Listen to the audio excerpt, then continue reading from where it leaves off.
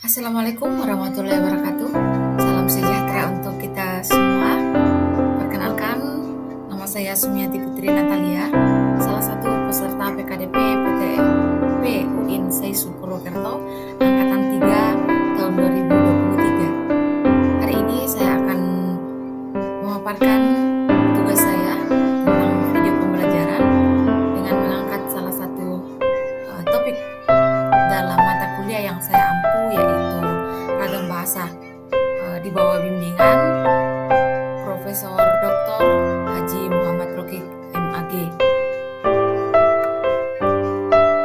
Pada pertemuan kali ini kita akan bahas tentang ragam bahasa Indonesia dengan tujuan bahwa setelah mengikuti pertemuan ini mahasiswa mampu menguraikan ragam bahasa Indonesia.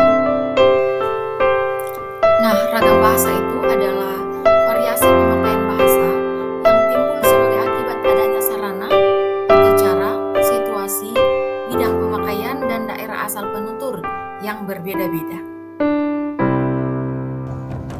Adapun faktor penyebab timbulnya keberagaman bahasa, yang pertama faktor budaya dan letak geografis, yang kedua faktor ilmu pengetahuan, yang ketiga faktor sejarah. Nah, selanjutnya ragam bahasa ini dibagi atas beberapa bagian. Yang pertama, berdasarkan medianya, ragam bahasa terbagi atas dua, yaitu ragam tulisan dan ragam lisan. Untuk lebih memahami perbedaan ragam tulis dan ragam lisan, mari kita lihat ciri-cirinya. Untuk ragam tulis, yang pertama tidak memerlukan orang kedua atau lawan bicara. Yang kedua, tidak tergantung situasi, kondisi, ruang, dan waktu. Yang ketiga, harus memperhatikan unsur gramatikal. Yang keempat, berlangsung lambat. Yang kelima, selalu memakai alat bantu. Yang keenam, kesalahan tidak dapat langsung dikoreksi. Yang ketujuh, tidak dapat dibantu dengan gerak tubuh, mimik wajah, serta intonasi. Nah, sedangkan ciri ragam lisan, yang pertama memerlukan orang kedua atau lawan bicara. Yang kedua, tergantung situasi, kondisi, ruang, dan waktu. Yang ketiga, tidak harus memperhatikan unsur gramatikal, hanya perlu intonasi serta bahasa tubuh.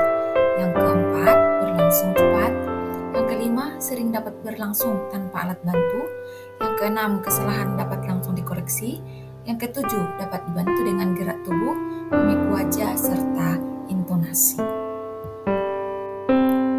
Ragam bahasa juga dibagi berdasarkan cara pandang penutur, terdiri dari atas 4. Yang pertama, dialek, yaitu ciri berbahasa sekelompok orang.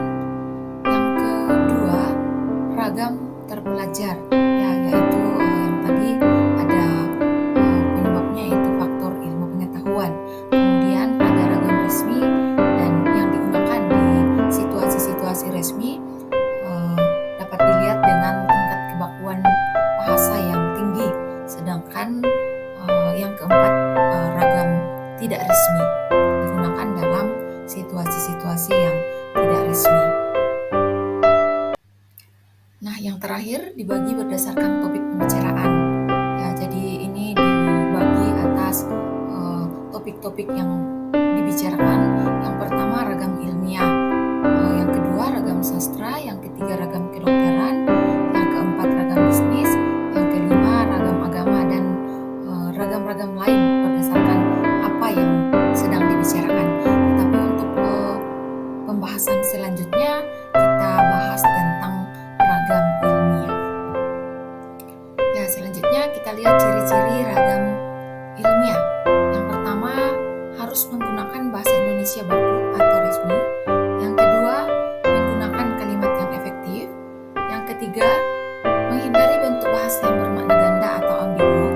Yang keempat, menggunakan kata dan istilah yang bermakna lugas dan menghindari kata dan istilah yang bermakna kias.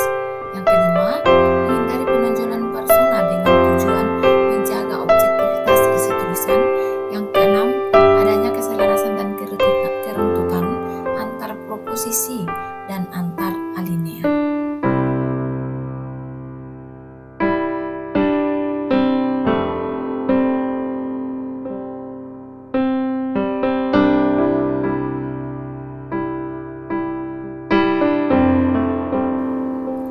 bagian apa